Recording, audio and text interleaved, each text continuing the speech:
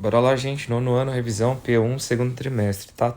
Tratado de Versalhes, tá? O que foi o Tratado de Versalhes? Ele foi instituído pelas nações vencedoras da Primeira Guerra Mundial e este acordo tinha como objetivo trazer a paz no continente europeu e, consecutivamente, no mundo, e também punições à Alemanha, considerando que a Alemanha foi a principal protagonista e causadora da Primeira Guerra Mundial. Então a Alemanha teve duras punições, não poderia fazer um exército, teve que devolver terras que já havia conquistado, pagar indenizações, ou seja, multas pela Primeira Guerra Mundial, aos países vencedores. Guerra do Paraguai. Nós estudamos sobre a Guerra do Paraguai que aconteceu no Segundo Reinado. A Guerra do Paraguai, ela ocorreu da seguinte forma: o presidente, no caso do Paraguai, tinha como objetivo uma expansão territorial. Então, este governador deste país, ele não tem oceano para poder fazer ali a sua expansão de importação e exportação. Ou seja, o Paraguai ele tinha que atravessar outros países, assim como a Rússia, sabe? Então, o Paraguai, para poder chegar até o Oceano Atlântico, tinha que atravessar o Uruguai. Assim, o Uruguai, Brasil e Argentina tinham medo dessa expansão do Paraguai, que estava crescendo muito. E o que fizeram? Juntaram, né, essas três nações, fizeram a Tríplice Aliança, e essas três nações elas aguerrearam aí contra o Paraguai, devastando o país, e as consequências são de pobreza até hoje, tá? E o que é que eu preciso de que você grave de principal assunto sobre a Guerra do Paraguai? No Brasil, foi dada a promessa para os escravos, que os escravos que participassem da Guerra do Paraguai, eles iriam ser libertos. Porém, enquanto rolava a guerra, os escravos, eles acabavam tipo servindo ao exército para trazer essa vitória para o Brasil. Nas terras coloniais, na extração das minas, na extração da cana-de-açúcar, ainda havia um trabalho escravo. Então, o escravo que não foi para a Guerra do Paraguai para servir como exército, ele continuava trabalhando como escravo nas terras do Brasil. Então, tipo, isso é uma contradição gigantesca, né? E ainda, após a Guerra do Paraguai, de fato, não ocorreu uma libertação destes escravos. Então, foi meio que uma falsa promessa, sabe? A abolição da escravidão ocorreu somente anos depois. Próximo, proclamação da República.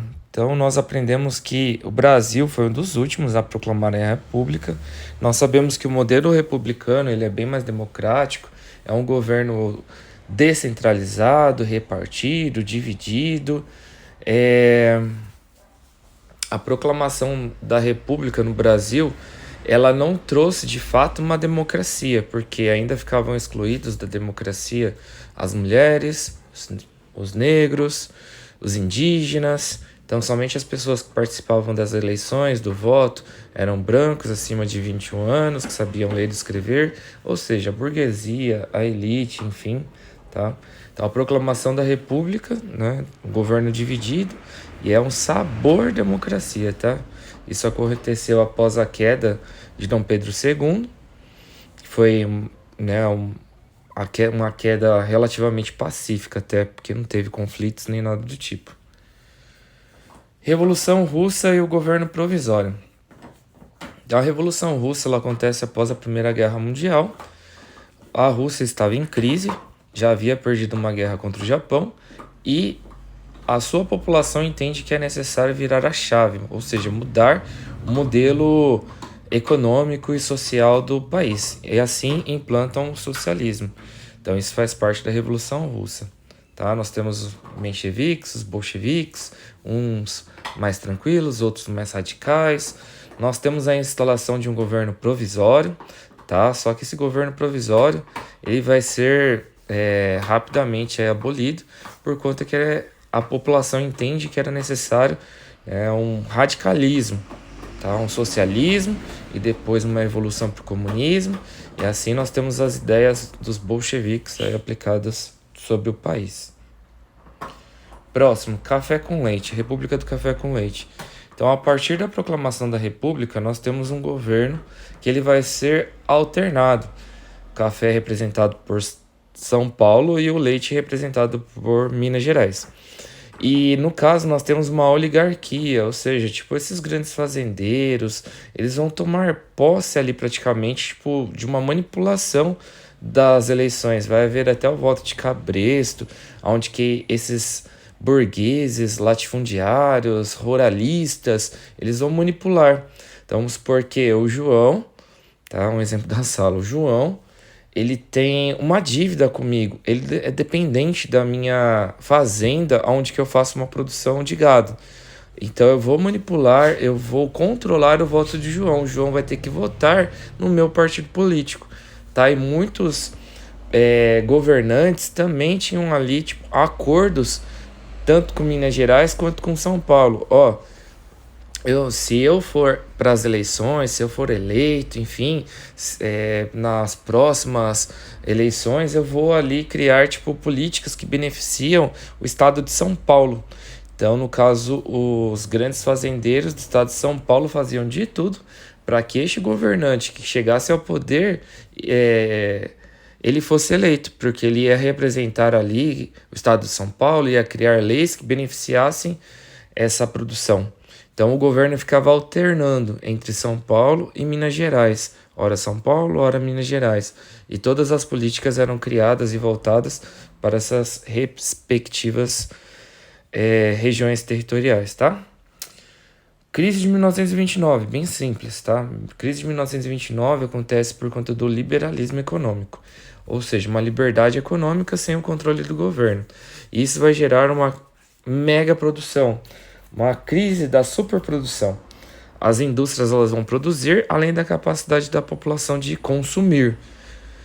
E isso vai acabar levando muitos produtos a estragarem, a inflação, uma crise generalizada que pega não somente os Estados Unidos, mas todos os países do mundo. Próximo, movimento tenentista. O movimento tenentista, ele vai ser tipo ali uma estratégia para tentar tirar o Brasil dessa crise de 1929.